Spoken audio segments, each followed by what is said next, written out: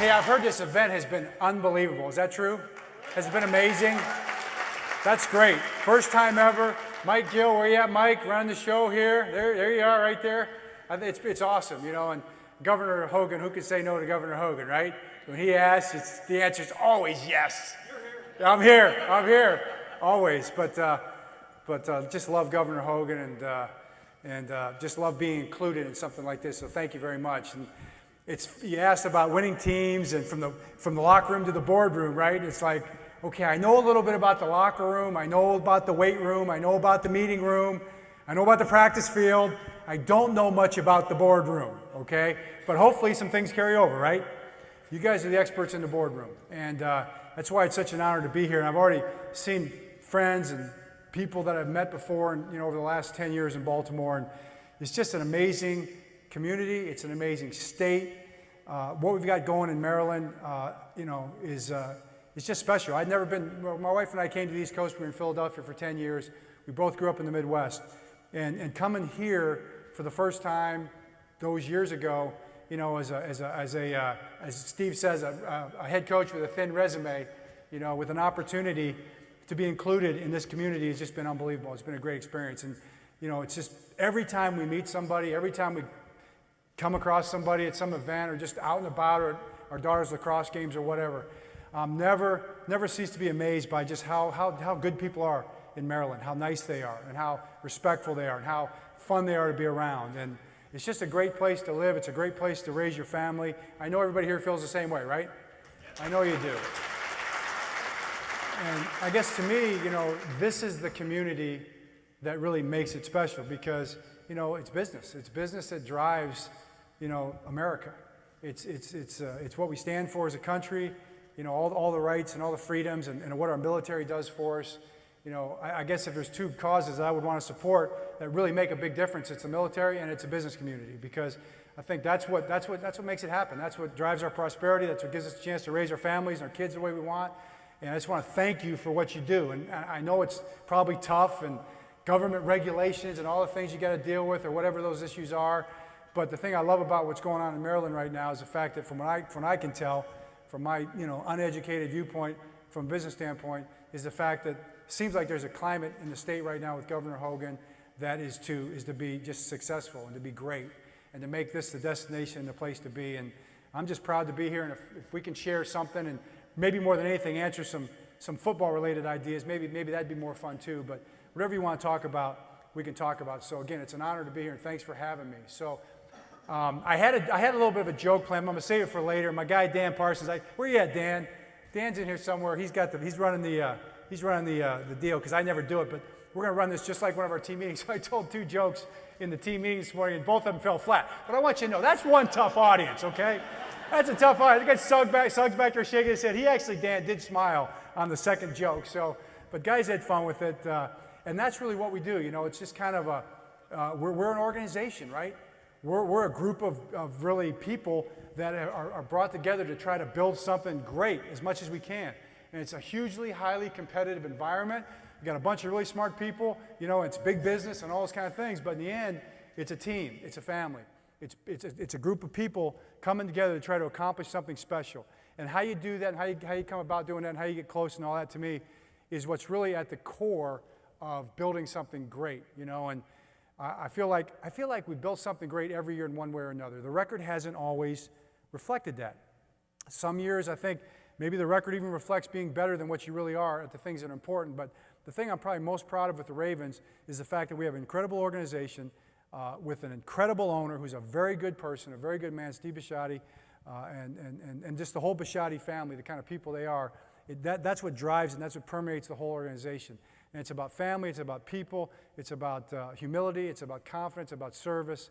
It's just about the right things that you can be proud of. And I hope when people in Baltimore, really for the last 21 years, and for our family's perspective, for the last 9 years, when you drive by that stadium or when you see the Ravens logo or you got a bumper sticker on your car or you say, I'm a Ravens fan, you say it in a way that makes you feel proud.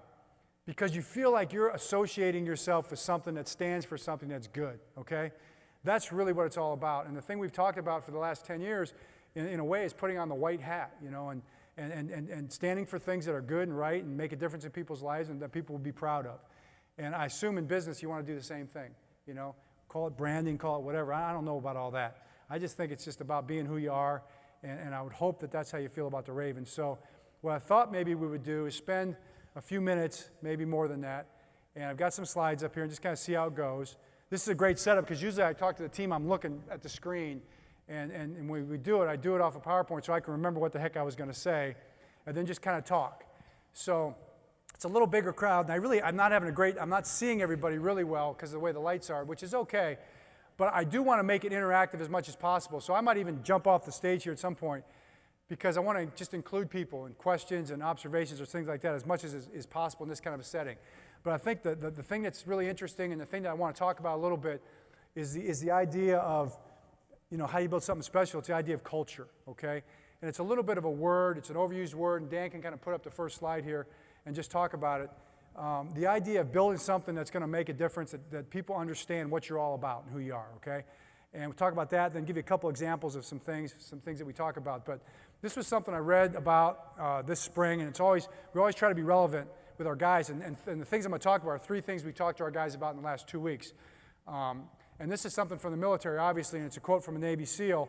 And it talks about the moment before, right before, they know they're going to go into combat. And it was Ramadi in the early 2000s, and they knew every day when they went on patrol they were going to get hit with a really determined, sophisticated enemy, and they knew that they were going to be in combat. And he said the most nerve-wracking time before the shooting started, waiting with anticipation for a fight to happen. That moment, right, that stress moment before something big's about to go down, which in football we could relate to it right away when I showed it to my guys. I mean, Joe Flacco in the locker room before a game, he's sitting on his stool, he's got his head down, he's got usually a towel over his head, and I know what he's going through. And he talks about it all the time. He says that's the one moment like you're most as one as a football team in a sense, because that's the moment you're anticipating what we're all going to have to go through together, you know.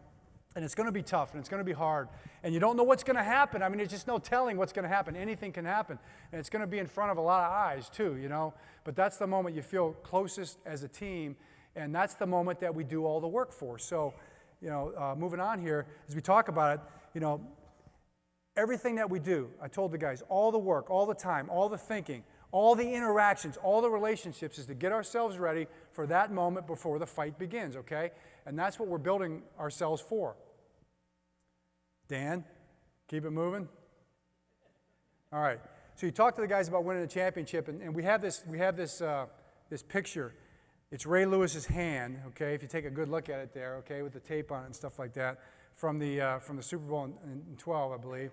And the caption we stole actually from the Tigers. If you don't think you're a winner, you don't belong here. But it's a Vince Lombardi quote. And we're talking about winning a championship. Obviously, that's the ultimate goal. And we have goals, you know. We want to win a championship. We want to win the AFC. We want to win our division. Hey, we want to win the next game. But beyond that, we want to win the practice. We want to win the meeting. We want to win the day.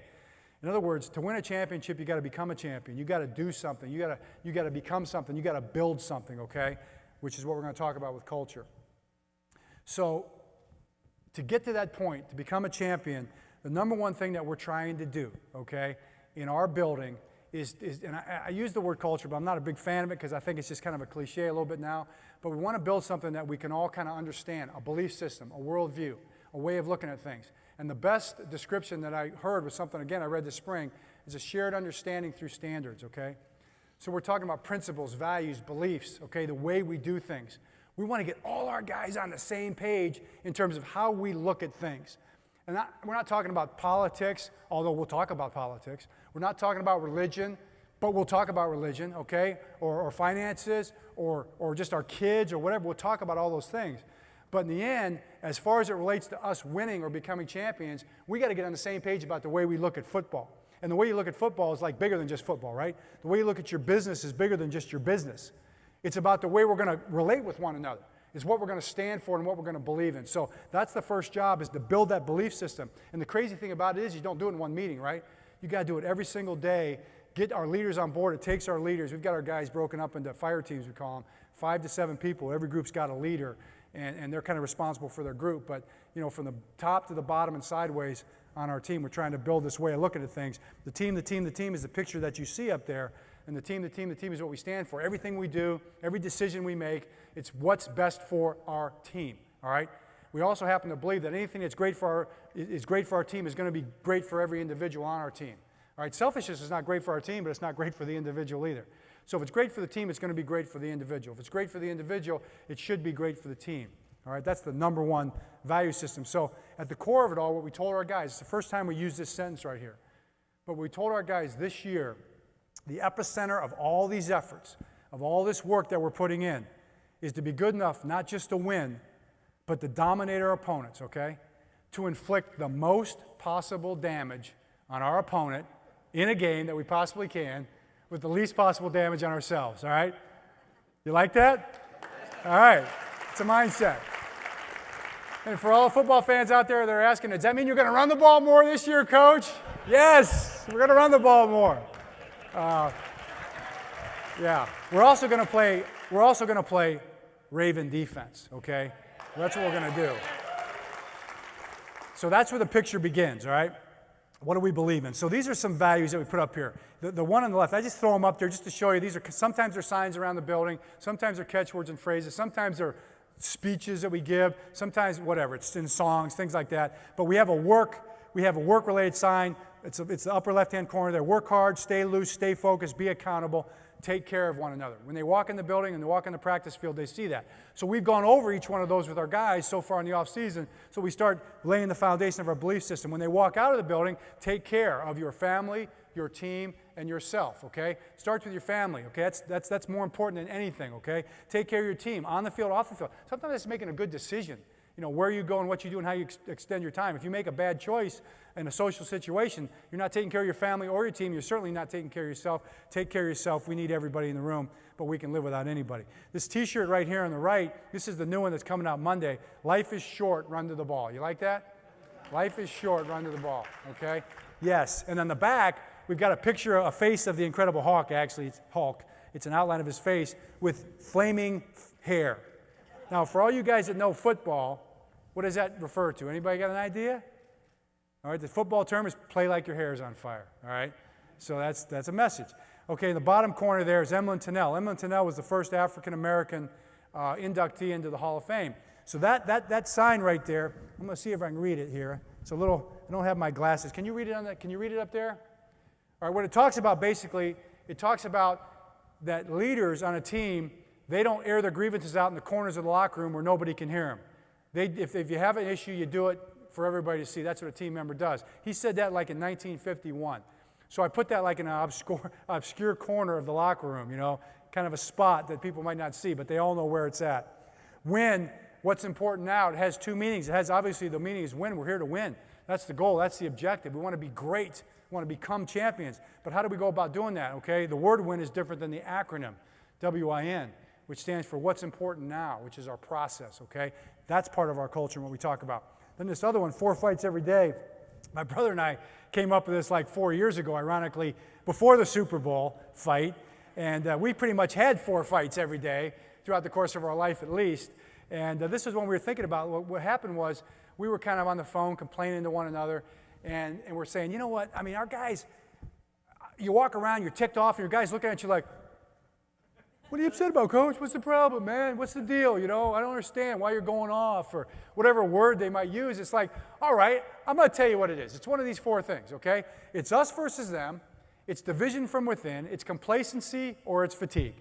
If I'm in a bad mood, and if I seem surly, and if I'm wearing my emotions on my sleeve, like Ray Lewis used to accuse me of doing, I mean, really, right? Ray Lewis, emotions on your sleeve. I love Ray. I love you, Ray. Okay, I'm sorry. I'm wearing my emotions on my sleeve, Ray. You know? It's one of these things, okay? Maybe we're getting complacent. I got a bunch of tired guys acting like they're tired or whatever. You know, we got work to do. So it's one of those 4 things. I actually made a T-shirt. Mike Preston would be happy to know that. I made a T-shirt, and the guys, they like the T-shirt. So that's just an example of our values, kind of a quick overview. So if you go on to it, this is interesting. We told these guys this, and the idea, it's going to come to this concept of stacking, but when you take dominoes and you line them up, we all know dominoes, you line them up, they tip each other over, you can do them forever. There's really no limit to how many dominoes you can tip over if you line them up the right way, right? So the next point there is, they did a study in '83 that said a domino is capable, and you think of this, you know this is true, it can knock over another domino that's, I guess, 50% more than its size. So a 2-inch domino can knock over a 3-inch domino, right? A 3-inch domino can knock over a 4.5-inch domino, and so on. So by the time you get to the 18th domino, crazy, you can knock over the Tower of Pisa, if it was a domino, I guess. The 23rd domino, you got the Eiffel Tower. The 28th domino is so big and strong and full of power, okay, that it can knock over a domino the size of the Empire State Building. But if you think about it, you know it's true, right? Okay, so moving on here. There's two principles at work here, and we call these principles stacking when we talk to our guys, okay? Okay, it's a progression. One thing builds on the next. So we tell our guys, all right, here's the rule. We got a 1% rule. One day is going to build on the next. We're going to get at least 1% better today than we are tomorrow, all right? Business people, you know about how money works and all that kind of stuff. I really don't. But I know that it's more than 1% a day, 100%, because I know there's like an exponential factor to this, a compounding interest kind of a deal. But I do know this. If we get 1% better every day, somewhere along the way, 100 days from now, how much better are we going to be, guys? We're going to be twice as good as we were right now. We're going to be 100% better than we are right now. And is it really asking too much to come in here and go to work, for 8 hours and work as hard as we can to get 1% better at what we do than we are right now? And the beauty of it is for you young guys, you're going to get more than 1% better. You're going to get a lot better because you got a lot farther to go. So you can make up ground a lot faster. That's your edge. Or we talk about taking steps forward, okay? So I take a step forward. Okay, I take another step forward. I'm 2 steps down the road. What if I don't show up in my voluntary workout day 3? What do? I take a step back. All right, I don't just lose the day that I would have stepped forward. I also lose a lot of ways the work I was doing because everything builds on the next thing, just like those dominoes. Oh, and here's the problem. When I take that step back, the guy who showed up for the 3rd day, what's he doing? He's taking another step forward. So he's 2 steps ahead of me. I miss 1 day, my competition gets 2 steps ahead of me. And all I got to do is come in here and give 100% effort to get 1% better, to keep going forward. And the beauty of it is because you're persistent and you're relentless and you're tough, you're going to keep coming every day. And you're going to find a way to put 100% into your day. All right? And that guy somewhere along the way, he's going to fall off. He's going to fall away. And you're going to have an advantage over him. And on Sunday, we're going to stuff them back into their end and physically dominate our opponent, all right? So that's the idea basically of stacking. So the other part of it is there's 2 types of progressions, I've learned, okay? There's a linear progression and an exponential progression. Linear progression, 2 plus 2 is 4, right? 4 plus 4 is 8. 8 plus 8 is 16. The other form of progression is exponential progression. It's times, right? 4 times 4 is 16 and so on. So with this idea in mind, you take 30 linear steps, we told our guys. If I take 30 steps, I'm 30 steps down the road. But with this domino idea, this exponential improvement and growth that I can make, whether it's in the weight room or in understanding football, because knowledge builds on knowledge. Because the more I learn, the more I'm capable of learning. The more I already know, the more it makes sense to me, the more understanding I can gain, okay? Really, what it really works is, no, go back 1 so I can get the numbers here, all right? You're 90 feet with 30 steps. You take 30 exponential steps, okay? As opposed to 30 linear steps. This blew my mind when I saw it. You've circled the earth 26 times. Is that even possible? I mean, I know we can't. Come on, you gotta be kidding me. Okay, so I'm gonna jump ahead here to the end of the talk. But the point here is that in the physical realm, okay, science, because there's another idea here, the butterfly effect, I'm gonna kind of talk about. We get exposed to we see what we see in the physical natural state, right? We see how the world works. And science learns more. Hey, we open up our Bible and it tells us something I've found, and all of a sudden, 50 years later, they just go, well, it turned out to be true. They didn't think it was true. Now it's true. The world was flat. Oh, it's really round. Some people are saying it's flat now. Did you know that? That the earth's flat? It's not flat. It's round, okay? We know that. But the point I'm making is that there's a social context to our reality without getting too crazy here. So the world is 70-some% water, and so are we, okay? I think that's interesting. We're part of our environment. We're part of this physical, material reality, except in ways we're material beings, but we're also spiritual beings, okay? So this stuff, these principles that apply in the scientific world also apply to our social interactions. At least if they don't apply for sure, you can use them as motivation, all right? You can explain them that way, which is what we try to do, which is what we're doing right here. So the next thing, all right? You talk about the applied science, how much it takes, you don't push your finger to knock over the Empire State Building, okay? You don't turn into a champion, the Super Bowl champion, the day after the OTAs. But you got a bunch of guys working together and you get there. And then all of a sudden the Empire State Building gets knocked over. You win a championship in 2012, which is what we're trying to do in 2017. It's what we're working for. And you go out there and all you have to do, like we said the day before the Super Bowl game, was all we have to do is win this game this afternoon against this opponent. And if we do that, we're world champs. We will walk together forever. How cool is that, right? That's a great thing. And that's what you have a chance to accomplish, but where does it begin, right? It goes all the way back to step one when you start taking that first step together. So the next idea, all right? Church saying here, thanks. If you do the little things like they're the big things, God will do the big things like they're the little things, all right? We talked to our guys about that. Our guys like that one, okay? You guys, the takeaway, I've given it to you. That's the stacking principle. You know, invest your time every moment. So here's the butterfly effect I was kind of getting to. So in 63, this theory was presented by a guy, a scientist, and he basically said a butterfly could flap its wings in South America in the Amazon jungle, and it would start a hurricane in the Atlantic Ocean. Does anybody have you heard of that before? Anybody heard that? I see some people shaking their heads. Yes, you've heard of that. Okay, chaos theory. Okay, that kind of blows your mind. So you start reading about it, and then people thought he was crazy, and people thought he was nuts, that this chain reaction could never happen. He was laughed off the scientific stage, but it did catch people's imagination. As you know, they did movies about it and all that. Well, then the computers came in the 70s and the early 80s, and it was proven to be true. It actually could happen. A butterfly could start, and a chain reaction can cause all kind of different things. It's not certain, but it could actually happen. So it's called the law of sensitive dependence on initial conditions, okay? Chaos theory. And what it basically says is like any little change early on can cause any exponential change of effects, and so on and so on and so on in a crazy way that you could never ever predict. So once you get past the first action, the second action, the third action, you got no idea where this thing is going. So I learned this, chess. Did you know this? Is there any math people out here? I can't see, but is there any math people out here? What is that number? Right? I know the seventh one over would be 1,000,000, and the next one over would be 1,000,000,000, and then 1,000,000,000,000. That's where it stops for me. Then you got the 169, 518, 829, et cetera, et cetera. That's how many permutations there are in the first 10 moves of chess, right? Does that blow your mind? No? Yes? Maybe you're a chess person. John Herschel, he's like, yeah, coach, I already knew that. Okay, we knew you knew, John. I couldn't believe it. And here's the thing, chess is a two-dimensional game, right? The physical world is a three-dimensional game, and the social world is multi-dimensional game, right? And we have free will. We can make choices for ourselves. So the possibilities in the first 10 moves of life, can you imagine all the possibilities there are for us that are created for us in this life that we have? All right, we talked to our guys about this, you know. Guys were like, some guys were shaking their head, that's cool. Other guys were just like, what time are we getting out of here, you know? Okay, so we put this next slide up to see if it made any sense to them. All right, this is the illustration that they use when they talk about chaos theory. It's a pendulum. You know how a pendulum works. It's very predictable, right? But if you add one hinge onto that pendulum, this is what starts happening. And all those points on those lines are all outcomes. So every single point in that line would be an act. And every single point after that would be an outcome, all right? This is just random swinging of a pendulum, and those are all the possible outcomes that could happen. Now factor in the fact that maybe the wind could blow, or somebody could knock or maybe the pendulum has a mind of its own and it decides to swing a little harder one way, or swing a little, or work a little later, or not work as late, or whatever, one night, okay? Then you think of the fact that really, that's just two-dimensional again, right? So if we were going three-dimensional, it'd be like a bowl. That'd be all the possibilities. And if we were going really 360-dimensional, it'd be like a globe of possibilities.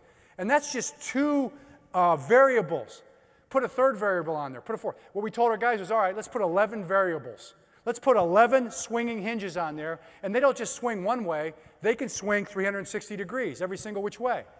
Oh, that's the guys on the field in any phase, in offensive, defense, or special teams, right? Because we're all independent agents. Oh, let's put 53 together because that's our team. Oh, yeah, that's right, we got 20 coaches. That's 73. How about the organization?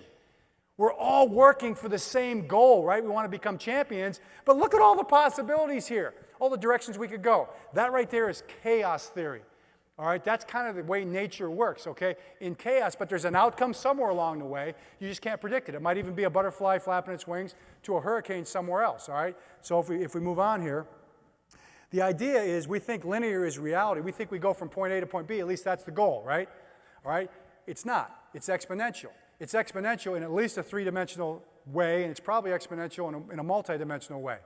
But here's the point to the team. It's like, what if we could get We all can make decisions about the way we're going to swing. We all have a choice to make.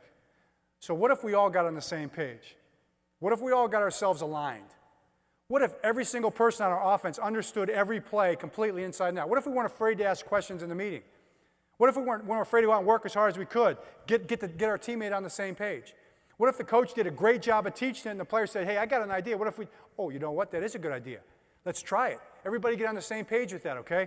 What if we could all get lined up and swing in the same direction, okay? No drag on a straight line, heading down the highway get rid of the drag, all right? Not looking to the left or to the right as it relates to our objective, which is becoming a championship football team. What if we get all the oars pulling in the same direction together on perfect time? Could we win a gold medal? You know, could we walk together forever? Could we be world champs, right? So that was our way of making the point that we want to be a team, all right? We want to do something that's really, really, really hard to do, something that's really extraordinary. But it's not going to be at the end when Ray's holding the trophy up. It's going to be at the beginning when we take those first steps together. And every day when we walk in the building, all right? This culture, this way of looking at things, okay, as it applies to everything that we do, all right? So the Navy SEALs, there's a story. They're doing leadership studies, and they if you know about the Navy SEALs, they train in what they call revolutions.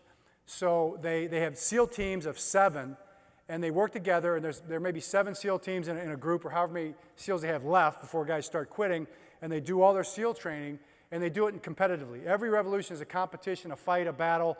They're going against one another. Teams are going against one another, not individuals within the team. And there's a team leader for every team.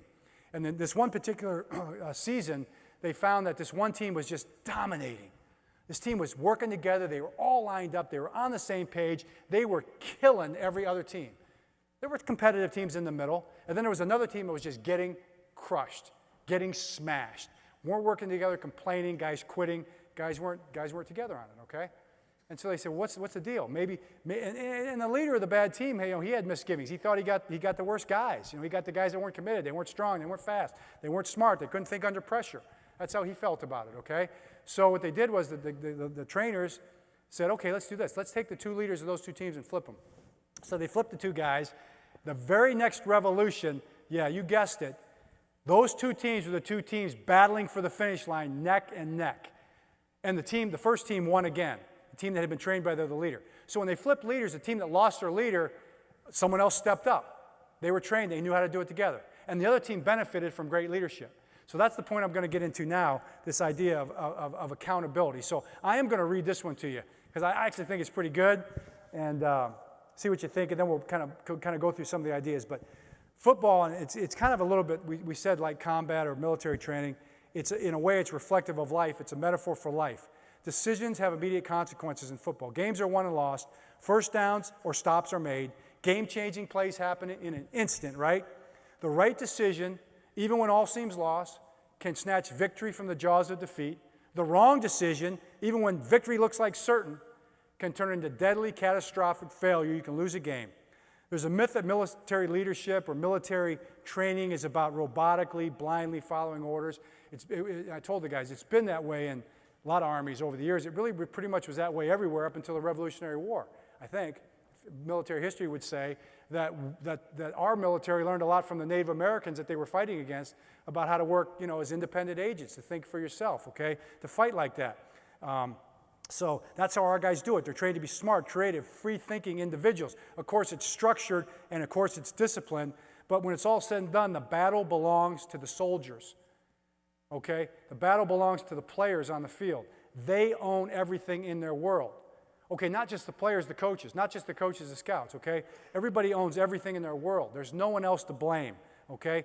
We want our players to think that way. We want our coaches to think that way, okay? It's me. It starts with me. I'm the one that's responsible for the outcome here, okay? That's the essence of leadership, and this is what we talked to. One of our words that we have was be accountable in that work thing. So this was the lesson that we gave them. So Colonel David Hackworth, there are no bad units, only bad officers, okay? I think that was a revolutionary type of a book, different way of looking at things. It is a difficult and humbling concept, all right? I mean, how can you sit there and say, I'm the problem?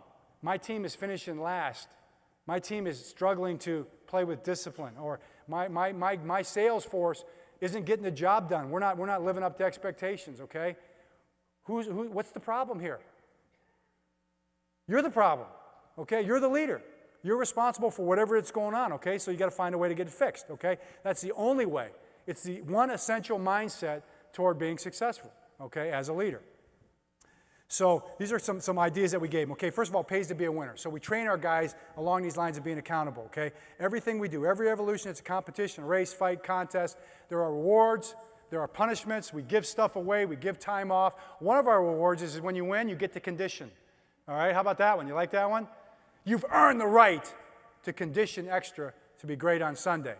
That's not one that they're that excited about, but all right. Second place, as Ricky Bobby said, is always considered first loser, all right? But, you know, great leaders enforce, encourage, reward high performance standards, okay? So, and it's not what you preach, right? It's what you tolerate. It's what you accept. And if you accept nothing but, you know, high standards, then that's what you have a chance to get. If you don't, standards are going to drop. So when we talk to these guys about this, I'm talking to myself. I'm saying, okay, this is what you're going to get from the head coach. All right? This is what we expect from the assistant coach in the room. This is what we expect from Eric Weddle, who leads the safeties, or Jimmy Smith, who leads the corners, or Marshall Yonda, who leads the offensive line, or Joe, who leads the offense, or Suggs, basically, who leads the defense, okay? This is what you can expect from those guys. And then what we're teaching those guys is, okay, and we say every guy here's a leader in one way or another, 53 leaders. But what we're telling you guys is, man, this is how you do it, all right? This is what's expected. So here's something, no victims, all right? So the common theme with any struggling team is a poor leader finds reasons to justify what didn't go wrong, okay? Circumstances, disadvantages, talent, lack of talent. Guys don't want to work as hard, okay? It's whatever the leader's attitude is what the team's going to expect about what the reason for failure is. Okay, so came across this. I thought it was really cool. Example, this is the tortured genius, okay? You've seen this guy, okay? He's all, you know, doom and gloom because nobody gets him. Nobody understands his genius and his understanding, his capabilities and his vision for what they're supposed to accomplish. He's all alone. He's the only one that gets it, okay? That person right there is disaster, all right, for a team, right? Would you agree with that? And we've seen those guys. So, no victims, okay? It's the improvement and the mindset of improvement. That's what we're talking about. So the idea basically is what we talked about. Every single day, get better. Good enough is not necessarily good enough next Sunday. All right? Even great may not be good enough next Sunday for where we're going to play. And I think when you look around the league, and I'd hold the Patriots up as this example, it's exactly how they look at it. Okay? You know, eyes straight ahead, no looking sideways. It's what we strive for too, is we got to get better in everything we do. 1% better, 2% better, better. You're either getting better or you're getting worse. You never stay the same. It's a growth mindset. It's not a fixed mindset. You can be great. When your coach is talking to you about something, oh, you may love his personality. You may hate his personality. You might think he's picking on you. You might think he's a little edgy, all right, whatever. But the one thing that you both have in common is he wants you to be great. He wants you to be great because that's what makes us great, all right? So let's go be great together. And how do we become great? We get better. We do better yesterday than we did today. We find a way, okay? We figure it out. But in the end, it's all on the leader. He's responsible. He owns everything. Who's a leader? Well, in the end, everybody's a leader. All right? But you know where the head coach is coming from, and you know where the position coach is coming from, and you know where Weddle and Suggs are coming from on defense, okay? They're coming from this place. All right. Would everybody agree with this? Dick Vermeil?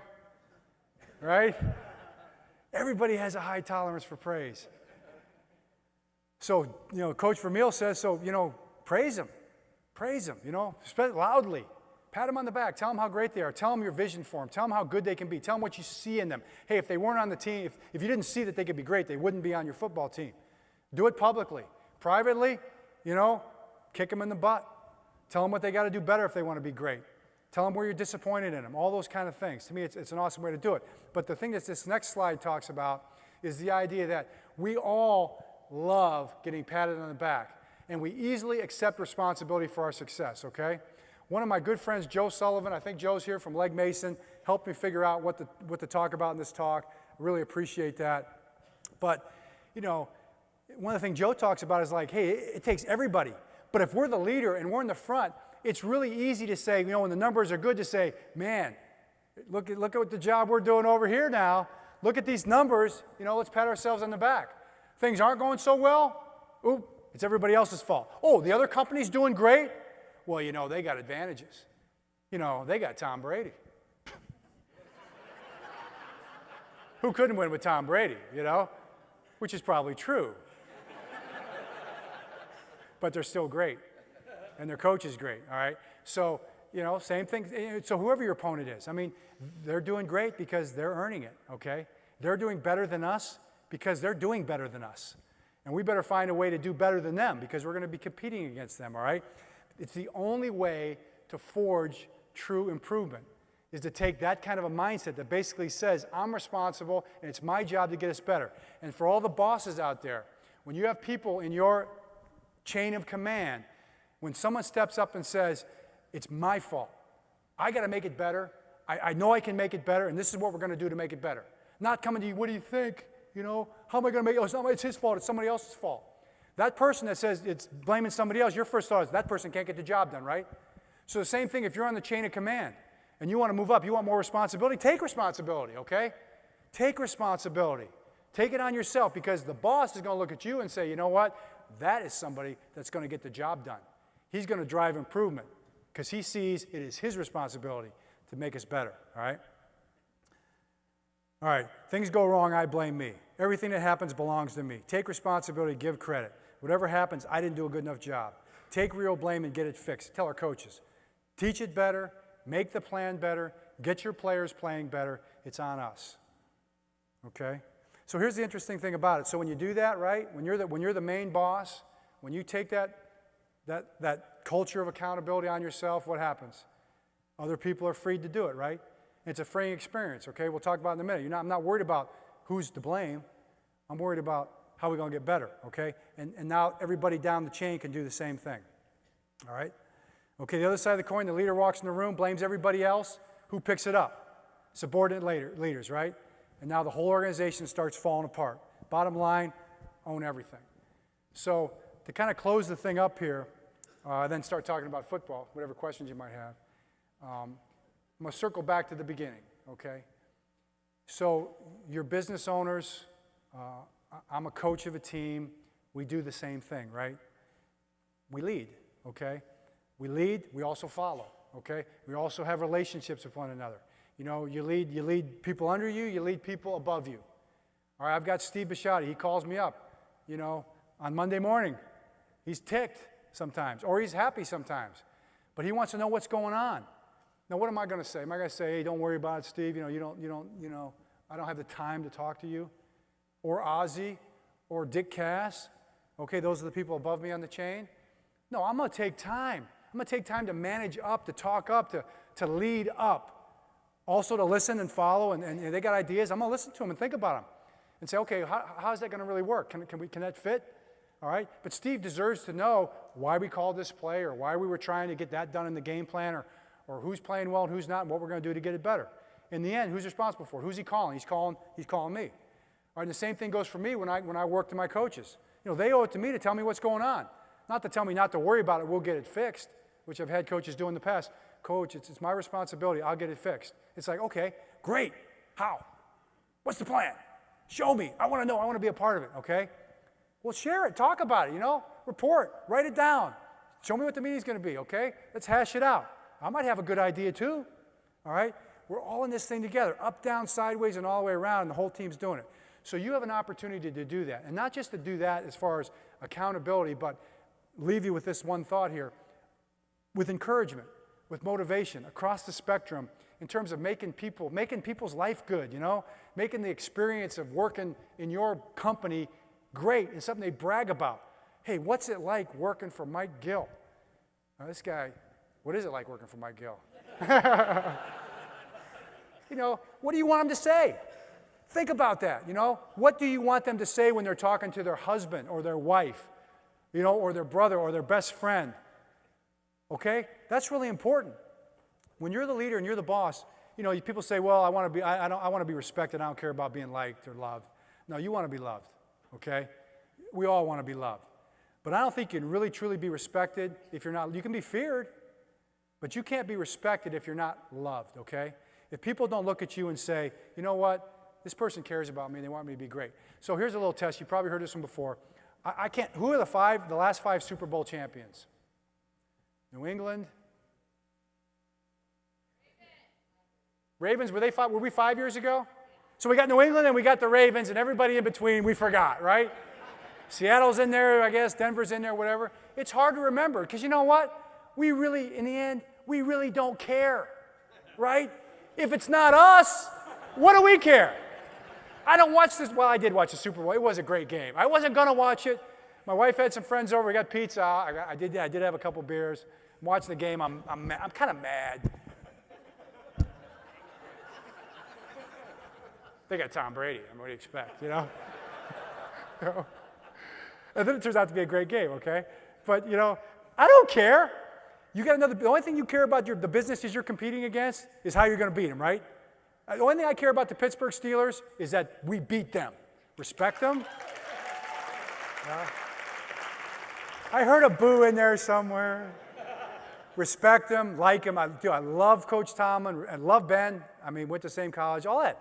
But you know what? When that ball got pushed across the goal line, that was a dagger in all of our hearts, all right?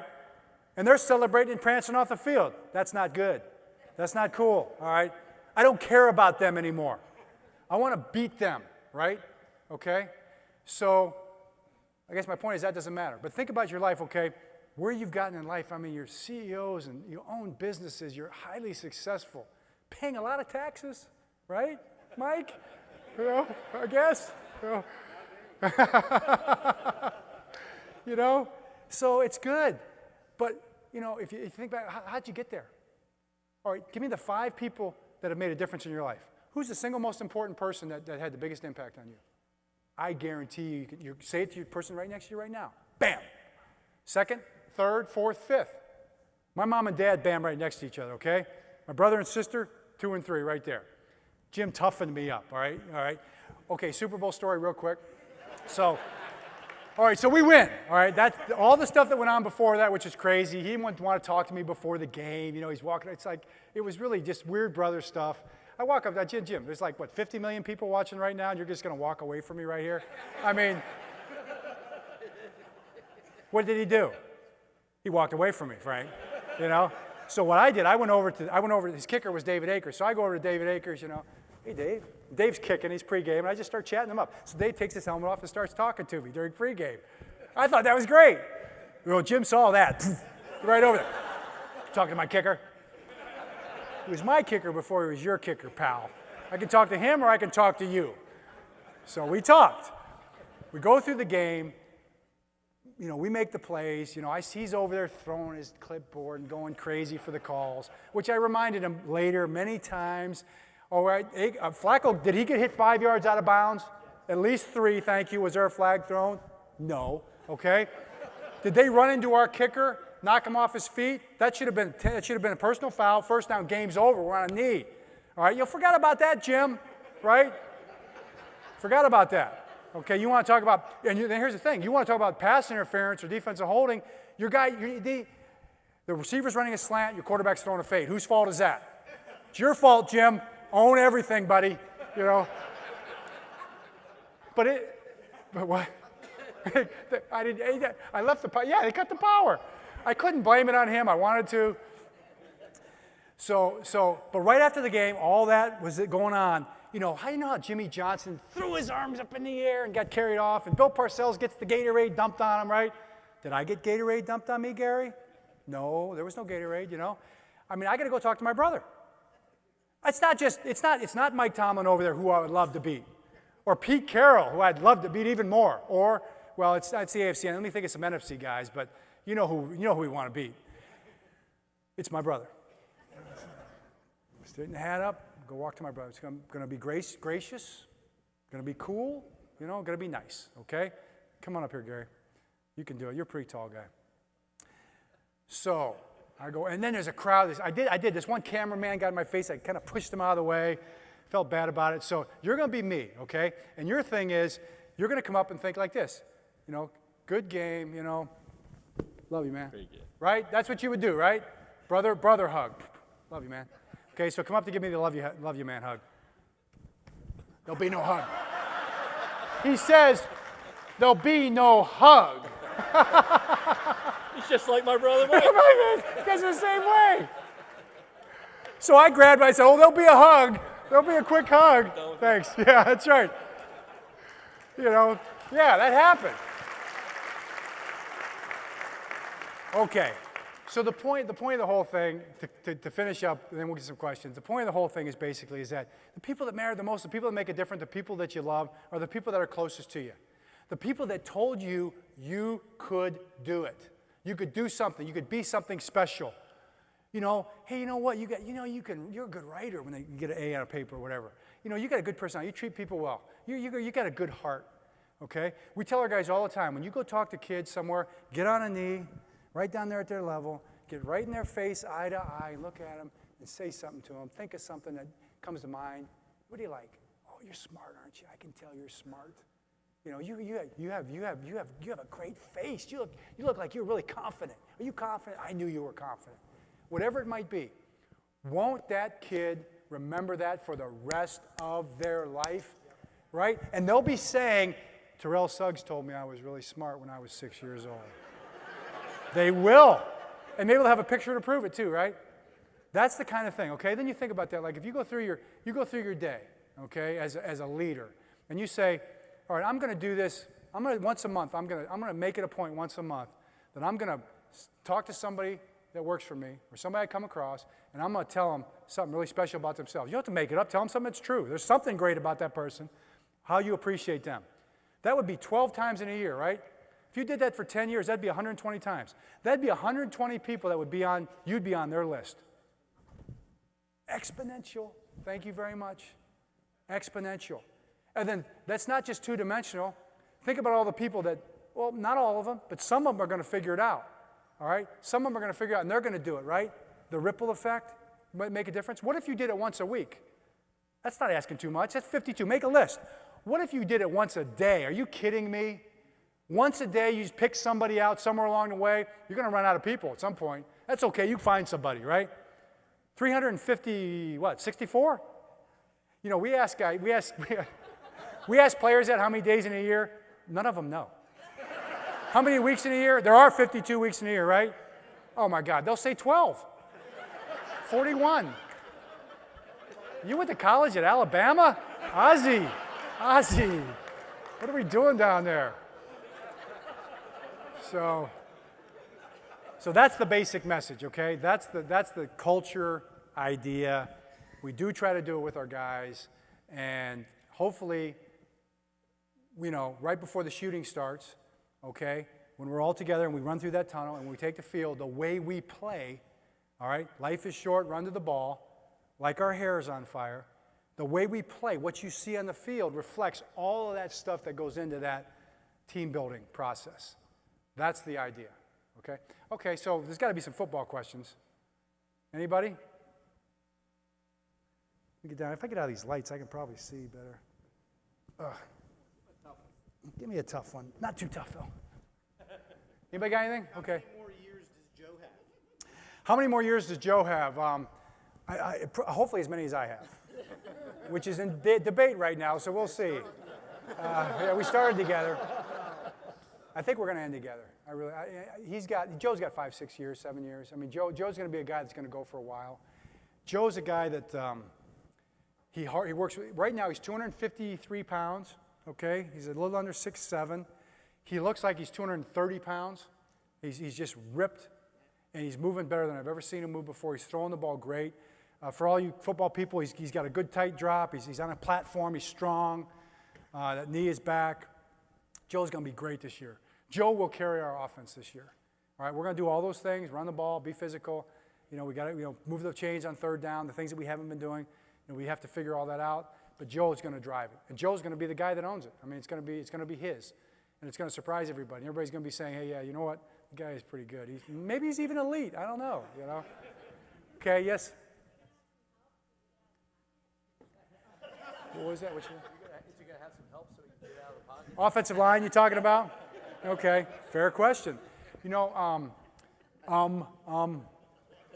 so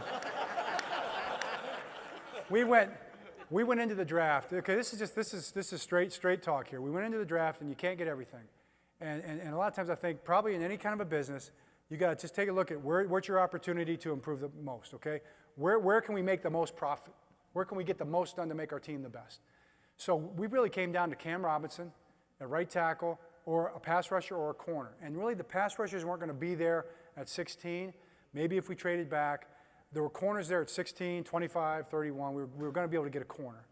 And in the end, we said, higher rated player was the corner, Marlon Humphrey, and 2 other corners even higher than Cam. Didn't go till the second round. But Cam, we got a call from Jacksonville. He told us he's the real deal. So we could have gone offensive line or we could have gone basically secondary. All right, we're sitting there the day before the draft and we're like, you know what? Our defense was 7th last year. We were first for the first 12 weeks. Our offense was in the middle of the pack. We do think Joe's going to be a lot better. You know, do we want to be here and go to here on offense, or do we want to go to here on defense? And the idea being that, first of all, it's the higher rated player. How have we lost games over the last 9 years here? Okay, we've lost them by not being able to cover people in the fourth quarter, right? Or third down, not getting off the field on 3rd and 5 or less. All right, those are the 2 things that have hurt us on defense more than we played great defense besides those 2 kind of things, okay? All right, you know what? Let's get great on defense. The draft is skewed toward the defense. There's more defensive players than there are offensive players. Let's not reach for an offensive player just because we say, well, okay, we want to get the offensive line right, though we do. If I was a betting man, which, you know, you want to take this to Vegas, our first-round pick next year, I'd pick either an offensive lineman or a wide receiver, right? No matter what, because that's probably where we're going to be. But we had an opportunity to become great on defense with the 2 most important positions, corner and pass rushers, because there were a bunch of them. So that's what we decided to do. So that's a long way around. Are we going to get an offensive lineman? Okay? I don't know. I mean, Eric Mangold, you know, he would have signed 2 months ago if he really wanted to be here. But we're still talking to him. All right, King Dunlap is a possibility. They just cut Orlando Franklin in San Diego. But those guys have issues, okay? Yeah, I'd be excited about them, but there's a reason they're getting cut. So you look at them and say, how much are they going to cost? Are they really better than what we got? Are they going to work hard? Are they going to be healthy? You know, but we're talking about all that stuff. So I'd say there's a chance we bring in an offensive lineman. If we don't, you know, Ryan Jensen and John Urschel are, you know, 320 and 310 pounds right now. Well, Urschel's 306, but he should be 310. I told him that, and I think he will be. And then, you know, right tackle, we got Hurst over there. He's 318 right now, and he's about 18% body fat, which is really good for an offensive lineman. So you know what we're going to say right now as coaches, what we're going to do, we're going to win with the guys we got on offense. And Campanaro looks really good. And Danny Woodhead looks really good right now. And Joe looks good. And Perriman's having a great camp. So you know what? We might be good enough on offense to stuff people in their end and let our defense dominate and win games for us, you know? Kind of the old formula. So that's kind of where we're at. But we are going to get Joe out of the pocket. We're just going to sprint him out. You know? Yeah, I think Terrence West. You know, Terrence West looks great. He's having a great camp. You know, we'll see. I mean, to me, Terrence has a lot to prove. You know, but he's got the talent.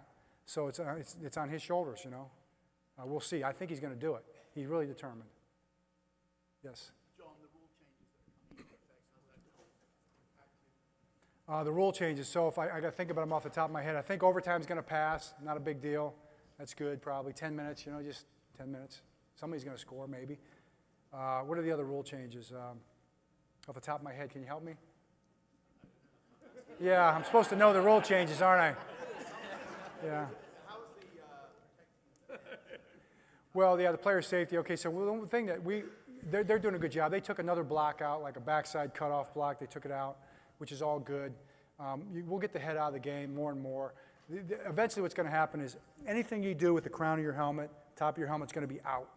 We're going to get to that. Like right now, you can go to the crown of your helmet if it's not to a helmet, but I would advocate just get the top of the head out of the game, and we'll probably save a lot of concussions. Now, there's going to be guys who can't because the game's so fast, but they'll have to be fined for it. You know, that's just the way it'll go.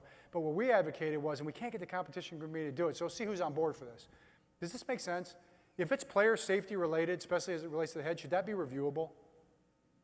Why wouldn't that be reviewable? You can tell if he got hit in the head or not, and the official then doesn't go, "Ooh, I don't know if I wasn't sure." Just throw the flag.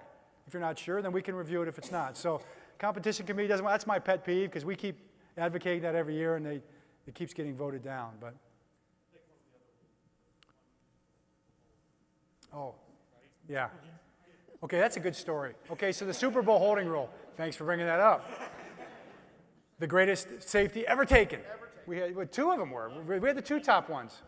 So after the Super Bowl, so my brother, that's another one he missed. He was complaining about. He didn't know it was illegal. How can that should not be legal? At least throw the flag. It's like, clock ran out. But I agreed with Jim. That should not be in the game. You should not be able to commit a egregious penalty and benefit from it, right? They should put the time back on the clock. So Jim and I walk up to Marvin. I'll call him out. Marvin Lewis, who's on the competition committee, Rich McKay, and Dean Blandino. And Jim goes, hey, we should change this. You shouldn't be able to benefit, just what I just said. And I'm like, I agree with that. We should change it. And they're like, we don't want to change a rule for it's never happens. It's so rare. It's been in the game for a long time. We don't want to get involved with that, right? Bengals this year came up again, so they changed it.